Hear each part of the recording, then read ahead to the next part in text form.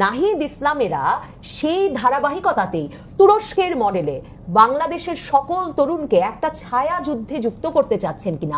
মানে যে দেশটি স্বল্পোন্নত দেশ থেকে মধ্য আয়ের দেশে উন্নত হচ্ছিল, যে দেশটিতে তরুণেরা ব্যবসায়, বাণিজ্যে, শিক্ষায় সমৃদ্ধির কথা ভাবা শুরু করছিল, মানে দেশ কানাডা না সিঙ্গাপুর হবে, কেন কানাডার মতো হচ্ছে না, কেন যুক্তরাষ্ট্রের মতো হচ্ছে না, এসব বিলাসী চিন্তায় যখন 17 কোটির এই গরিব দেশটির তরুণেরা, যুবকেরা, প্রাপ্তবয়স্ক মানুষেরা নিজেদেরকে লিপ্ত করছিলেন, কি সর্বনাশ আমাদের জীবনে হয়ে গেল যে হঠাৎ করে এখন বাংলাদেশের রাজনীতিতে মুখ্য ভূমিকায় চলে আসা দলের নেতা বলছেন তরুণদের অস্ত্রের ট্রেনিং দিতে হবে। ইউনূস সরকার অবশেষে দেশে এবং বিদেশে বলছেন যে তারা নাকি একটি নির্বাচিত সরকারের হাতে ক্ষমতা দিয়ে দায়িত্ব ছেড়ে চলে যেতে প্রস্তুত হয়েছেন এবং বাংলাদেশে 2026 সালের ফেব্রুয়ারিতে নির্বাচন অনুষ্ঠিত হবে সে কথা সুনির্দিষ্টভাবে ডক্টর ইউনূস জানিয়েছেন এবং জানানোর পর নির্বাচন কমিশনের তৎপরতাও শুরু হতে দেখা যাচ্ছে। তখন মনে হচ্ছে এই দেশকে, বাংলাদেশকে একটা গৃহযুদ্ধের দিকে নিয়ে যেতে, একটা সশস্ত্র বিপ্লব, সশস্ত্র সংগ্রাম, আরো বেশি রক্তপাতের দিকে নিয়ে যেতে অস্থির হয়ে উঠেছে একটি পক্ষ। জাতীয় নাগরিক পার্টি এনসিপির আহ্বায়ক নাহিদ ইসলাম কোনো রাগ ঢাক না করে সরাসরি দাবি তুলেছেন তরুণদের হাতে অস্ত্র দিতে হবে, বাংলাদেশের সব তরুণকে বাধ্যতামূলক সামরিক প্রশিক্ষণের আওতায় আনতে হবে, কারণ তরুণরা নাকি লড়াই করতে চান, তারা নাকি দেশের জন্য লড়াই করে প্রাণ দিতে চান, দেশ গঠন করতে চান। মানে কোটা সংস্কারের নামে যে আন্দোলন 2024-এর জুলাইয়ে শুরু হলো, সে আন্দোলনে কখন, কোন সময়, কোন সংগঠনে, কোন জায়গায় দাঁড়িয়ে নাহিদ ইসলাম সহ নেতৃবৃন্দকে, তরুণ নেতৃবৃন্দকে বাংলাদেশের তরুণেরা জানিয়েছিলেন যে একটা যুদ্ধহীন শান্তিপূর্ণ দেশ থেকে সত্যি তরুণেরা উদ্গ্রীব হয়ে উঠেছেন, কিভাবে তারা অস্ত্র নিয়ে বাংলাদেশ গঠনে ঝাঁপিয়ে পড়বেন এবং কিভাবে তারা প্রাণ দেবেন। কোথা থেকে নাহিদ ইসলামরা এইসব তত্ত্ব পাচ্ছেন? নাহিদ ইসলামরা কেন মনে করছেন একটা 54-55 বছর বয়সী দেশের তরুণদের অস্ত্র হাতে নিয়েই একমাত্র দেশ গঠনের সুযোগ আছে? মানে দেশ গঠনের সঙ্গে অস্ত্রের এই সরাসরি সম্পর্ক এবং তরুণদের হাতে অস্ত্র দেওয়ার দাবি এবং ডাক কোথা থেকে? বাংলাদেশে এখন রাজনীতিতে সবচেয়ে গুরুত্বপূর্ণ হয়ে ওঠা বা সবচেয়ে গুরুত্ব পাওয়া দলটি কিভাবে এই দাবি তুললো, শুনে আসি তিনি কি বলছেন। তরুণদেরকে সামরিকভাবে ট্রেনিং করতে হবে। জুলাই ঘোষণাপত্রে ছাড় দিয়েছি, জুলাই সনদে কোনো ছাড় হবে না, 1% ছাড়ও জুলাই সনদে দেওয়া হবে না। জাতীয় প্রতিরক্ষার অংশ হিসেবে তরুণদেরকে গড়ে তুলতে হবে, তরুণদেরকে সামরিকভাবে ট্রেনিং করতে হবে, বাংলাদেশের গণপ্রতিরক্ষার অংশীদার করতে হবে তরুণদেরকে, বাংলাদেশের সার্বভৌমত্ব রক্ষার জন্য তরুণদেরকে সবসময়ের জন্য প্রস্তুত হিসেবে রাখতে হবে। ফলে বাংলাদেশের তরুণরা লড়াই করতে চায়, যুদ্ধ করতে চায়, দেশ গঠন করতে চায়। নাহিদ ইসলামের এই দাবি কিন্তু নতুন দাবি নয়। গত আগস্টের পর থেকেই আমরা নানা সময় শুনছি তরুণেরা নাকি সশস্ত্র বিপ্লবের জন্য প্রস্তুত ছিল। আসিফ মাহমুদ সজীব ভুইয়া এই কথা বলেছিলেন সংবাদ মাধ্যমে যে 5ই আগস্ট যদি শেখ হাসিনার পতন তারা ঘটাতে না পারতেন তাহলে তারা সশস্ত্র সংগ্রামের জন্য প্রস্তুত ছিলেন। সশস্ত্র সংগ্রামের জন্য তাদের হাতে কি পরিমাণ অস্ত্র ছিল, তাদের অস্ত্র প্রশিক্ষণ কোথা থেকে এসেছিল, সেসব প্রসঙ্গে যেমন কোনো আলাপ তোলা হয়নি, তেমনি দেখুন এই আলাপও তোলা হয়নি যে কতদিন আগে যখন ভুলক্রমে, মানে মনের ভুলে নাকি ব্যাগে করে AK-47 এর বুলেট নিয়ে আসিফ মাহমুদ সজীব ভুইয়া প্লেনে উঠছিলেন, কেউ প্রশ্ন করেন নাই যে এই 25-26 বছর বয়সী নেতা, স্কুল শিক্ষকের নাকি তিনি ছেলে, তিনি কোথা থেকে অস্ত্র প্রশিক্ষণ পেলেন যে নিজেকে রক্ষার জন্য স্বরাষ্ট্র উপদেষ্টার কথা মতো লাইসেন্স করা অস্ত্রই তিনি রাখছিলেন। আর কোন অস্ত্র তার কাছে ছিল? AK-47 এর বুলেটই বা তার কাছে কিভাবে এলো?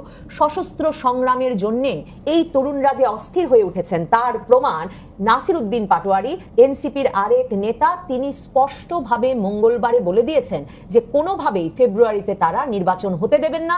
ফেব্রুয়ারিতে নির্বাচন অনুষ্ঠান করতে হলে নাকি এই সরকারকে, যে ভাই তার শহীদ হয়েছেন সে ভাইকে জীবিত করে কবর থেকে তুলে আনতে হবে, যে ভাই হাত হারিয়েছেন তার হাত ফেরত দিতে হবে, এরকম করে সকল ক্ষয়ক্ষতি ফেরত দিতে হবে যদি ফেব্রুয়ারিতে নির্বাচন করতে হয়। নির্বাচন প্রতিহত করবেন তারা।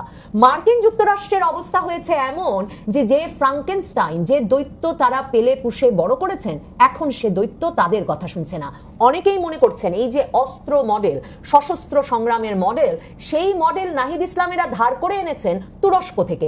দেখুন তুরস্কের এরদোয়ান মডেলের যে জাতীয়তাবাদী রাজনীতি, তাতে সকল তরুণদের সামরিক প্রশিক্ষণ দেওয়া হয় এবং সবকিছুকেই ব্যাখ্যা করা হয় যে এই তরুণেরা একটা আসলে ভূতের বিরুদ্ধে লড়াই করছেন, একটা ছায়ার বিরুদ্ধে সবসময় লড়াই করে যাচ্ছেন। মানে তারা সারাক্ষণ যুদ্ধ করছেন, লড়াই করছেন, পড়ালেখা করছেন না অন্য কোনো উন্নয়ন কাজে, মানে দেশের স্থিতিশীলতা বলুন, দেশের অর্থনৈতিক উন্নয়ন বলুন, দেশের চাকরি বাকরি ব্যবসা ক্ষেত্রের উন্নয়ন বা দাবি দেওয়ার চেয়ে তাদের অনেক বড় দাবি আর অনেক বড় লক্ষ্য হয়ে উঠেছে একটা ছায়ার বিরুদ্ধে যুদ্ধ, যেই ছায়া নাকি তুরস্কের সম্মান মর্যাদা, তুরস্কের যে ইসলামী ঐতিহ্য সেগুলো সব তুচ্ছ করে ফেলছিল।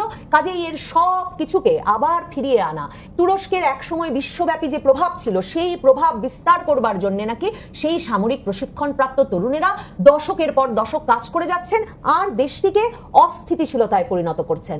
এই তুরস্ক মডেল নিয়ে ভয় পাবার কারণ আছে, কারণ খুবই সম্প্রতি আপনারা যারা লক্ষ্য করেছেন আপনারা জানেন ভারতের লোকসভায় এই নিয়ে আলাপ হয়েছে ভারতের পররাষ্ট্রমন্ত্রীর সঙ্গে ভারতের বিজেপির এক এমপি, যে বাংলাদেশে ঢাকা বিশ্ববিদ্যালয়ে তুরস্কের এক এনজিওর টাকায় নাকি বাংলায় সালতানাত নামে বৃহৎ বঙ্গ তৈরি করার জন্য একটি গোষ্ঠী কাজ করে আসছিল।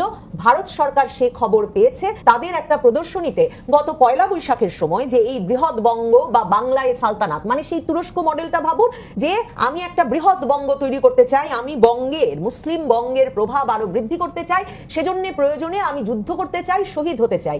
সেই ধারণার উপর ভিত্তি করে একটা প্রদর্শনীও অনুষ্ঠিত হয়েছিল। ভারতের পররাষ্ট্রমন্ত্রী তখন লোকসভায় বলেন যে তারা সেদিকে লক্ষ্য রাখছেন।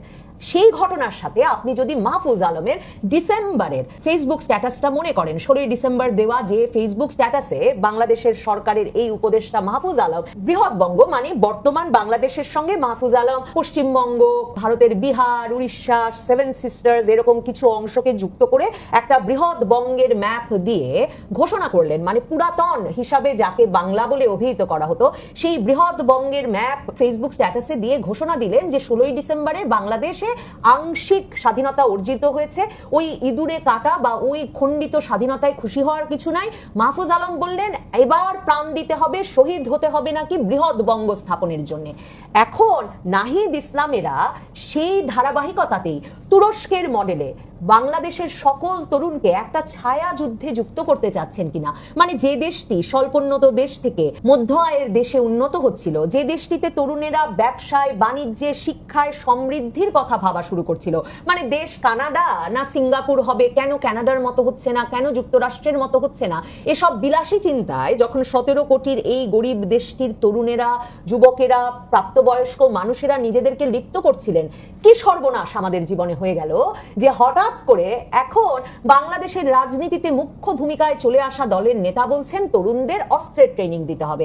মার্কিন যুক্তরাষ্ট্র পড়েছে মহাবিপদে। মার্কিন যুক্তরাষ্ট্র যখন দ্রুত ডক্টর ইউনূসের মাধ্যমে নির্বাচন দিয়ে বিএনপির হাতে ক্ষমতা তুলে দিয়ে একটা স্থিতিশীল রাজনীতির দিকে বাংলাদেশকে হাঁটিয়ে নিয়ে যাওয়ার বিষয়ে তাদের সিদ্ধান্ত, একদিকে লন্ডনে গিয়ে তারেক রহমানকে জানিয়ে এসেছেন, একদিকে ডক্টর ইউনূসকে ধমকে শান্ত করে দ্রুত নির্বাচন দেওয়ার ব্যবস্থা করেছেন, অন্যদিকে এনসিপি জাতীয় নাগরিক পার্টির নেতৃবৃন্দের কিছু অংশের সঙ্গে হাসনাত, সার্জিস, তাসনিম জারা, নাসিরউদ্দিন পাটোয়ারির সঙ্গে তারা এক রকমের সংযোগ স্থাপন করা শুরু করেছেন তাসনিম জারার মাধ্যমে।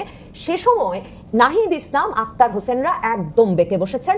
নাসিরউদ্দিন পাটোয়ারিও তাসনিম জারা মডেলের নির্বাচনের পথে হাঁটা এবং মূলধারার রাজনীতির সঙ্গে মিশে যাওয়ার আমেরিকার যে প্রেসক্রিপশন তা মানতে রাজি হচ্ছেন না, কারণ তারা একটা বড় ধরনের বিপ্লব ঘটানোর স্বপ্ন নিয়ে 2024-এর জুলাই আগস্টের আন্দোলনে যোগ দিয়েছিলেন।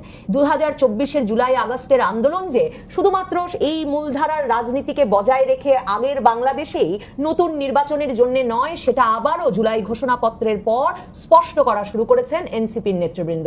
তারা বলেছেন শুধুমাত্র নির্বাচনের জন্য তারা আন্দোলন করেন নাই, তারা ফ্যাসিবাদী শাসনের মানে আওয়ামী লীগ শাসনের অবসান ঘটান নাই, আওয়ামী লীগের বি টিমকে ক্ষমতায় আনতে তারা যে কোনোভাবে প্রতিহত করবেন আগামী নির্বাচন, যদি জুলাই সনদ বাস্তবায়নের পর নির্বাচন হবে এই প্রতিশ্রুতি তাদেরকে দেওয়া না হয়। জুলাই ঘোষণাপত্রের পর এখন নাহিদ ইসলামদের দাবি জুলাই সনদের মাধ্যমে সংবিধান বাতিল এবং সংবিধান বাতিল করে নতুন সংবিধান রচনার সুযোগ করে দেওয়া, যেখানে বাংলাদেশ রাষ্ট্রকে তারা তাদের স্বপ্নের বাংলাদেশ রাষ্ট্রের চেহারা দিতে পারবেন। সেটা কোন স্বপ্ন সেটা কিন্তু নাহিদ ইসলামরা এখনো পরিষ্কার করেন নাই। মানে বাংলাদেশ রাষ্ট্রটি কি একটি মধ্যপন্থী রাষ্ট্রে পরিণত হবে, সেই রাষ্ট্রে কি ধর্ম একটি গুরুত্বপূর্ণ ভূমিকা রাখবে রাষ্ট্র পরিচালনায়, মানে এটি কি এক রকমের ধর্মভিত্তিক রাষ্ট্র হবে নাকি রাষ্ট্র এবং ধর্ম আলাদা থাকবে, এই গুরুত্বপূর্ণ গুরুতর প্রশ্নটি এখন পর্যন্ত কোনো উত্তর এনসিপি বা জাতীয় নাগরিক পার্টির কাছ থেকে পাওয়া যায়নি। এনসিপি জানায়নি তারা ডানপন্থী দল, বামপন্থী দল নাকি মধ্যপন্থী দল।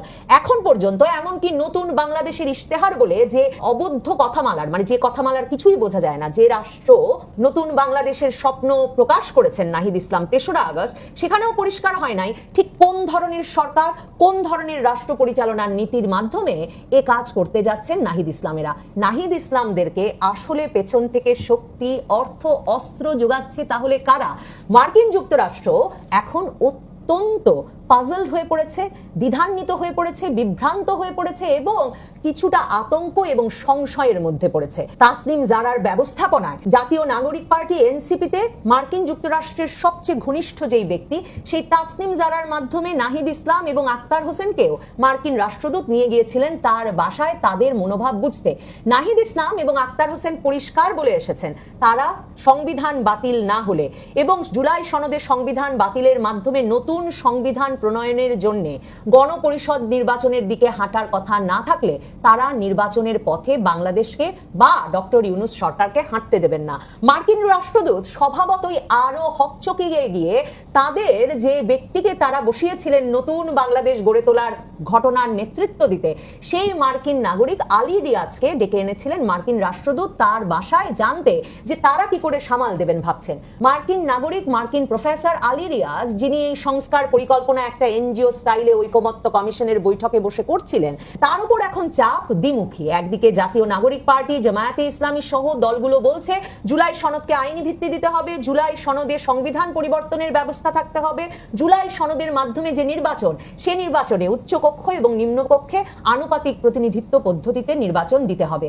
আর মার্কিন যুক্তরাষ্ট্রের চাপ দ্রুত বর্তমান প্রচলিত পদ্ধতিতে একটা নির্বাচনের পথে হাঁটা, সংবিধান বজায় রেখেই সে পথে হাঁটতে হবে, কারণ না হলে যে পরিমাণ সময়ের দরকার সে পরিমাণ সময় দিতে রাজি নয় মার্কিন যুক্তরাষ্ট্র।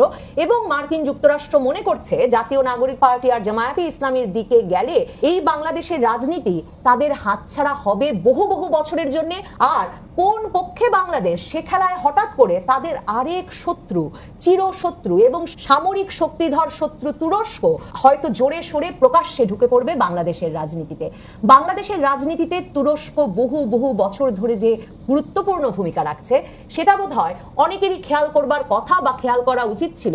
যখন 2013-14তে যখন জামায়াতে ইসলামীর নেতাদের বিরুদ্ধে যুদ্ধাপরাধের অভিযোগে বিচার শুরু হলো, তখন যখন তুরস্ক আইনজীবীদের প্রতিনিধি দল পাঠিয়ে এই বিষয়ে প্রতিবাদ জানালো এবং জামায়াতে ইসলামীর পাশে দাঁড়ালো, এই যে বাংলাদেশের রাজনীতির একটি পক্ষের প্রতি তুরস্কের, যেই তুরস্ক আন্তর্জাতিক জঙ্গি সংগঠন ইসলামিক স্টেটেরও সরবরাহ চ্যানেল বজায় রাখতে, শক্তি বজায় রাখতে অত্যন্ত গুরুতর এবং গুরুত্বপূর্ণ ভূমিকা পালন করে এসেছে বহু বছর, সেই তুরস্কের একটা শক্তিশালী অবস্থান, সেই তুরস্কের অতিরিক্ত আগ্রহ, এসবই আগামীর রাজনীতিতে আমাদের নজরে রাখা খুবই গুরুত্বপূর্ণ হয়ে উঠবে। মার্কিন যুক্তরাষ্ট্র যখন বাংলাদেশকে নিয়ে খেলেছে তখন তারা ভেবেছে তারাই সবচেয়ে শক্তিধর শক্তি, এবং আগস্টের পর যখন আলী রিয়াজ থেকে, ইউনূস থেকে খলিলুর রহমানকে বসিয়ে ফেলতে পেরেছে তখন ভেবেছে তাদের সরকারি ক্ষমতায়। কিন্তু আফগানিস্তানের হামিদ কারজাই সরকারের মতোই সম্ভবত ডক্টর ইউনূস সরকারও হয়তো তারা যা চাইছেন তা ডেলিভার করতে বা তা দিতে এখন ব্যর্থ হবে। এই দেশের ওপর নিয়ন্ত্রণ, বাংলাদেশের ওপর ক্ষমতার নিয়ন্ত্রণ এবং প্রভাব হারিয়ে ফেলতে পারে মার্কিন যুক্তরাষ্ট্র, সে ভয়েই মার্কিন রাষ্ট্রদূতের এমন চিত্তচাঞ্চল্য। তবে আপাতত নাহিদ ইসলাম, আক্তার হোসেনরা, জাতীয় নাগরিক পার্টি এনসিপি মার্কিন যুক্তরাষ্ট্রের কথা শুনবে না, ডক্টর ইউনূস সরকারের পাশে দাঁড়াবে না এবং ফেব্রুয়ারির নির্বাচন অনুষ্ঠানের মাধ্যমে বিএনপির হাতে ক্ষমতা তুলে দিতে রাজি হবে না তা পরিষ্কার। প্রয়োজনে তারা বাংলাদেশের সকল তরুণের হাতে সেজন্য অস্ত্র তুলে দিতেও প্রস্তুত।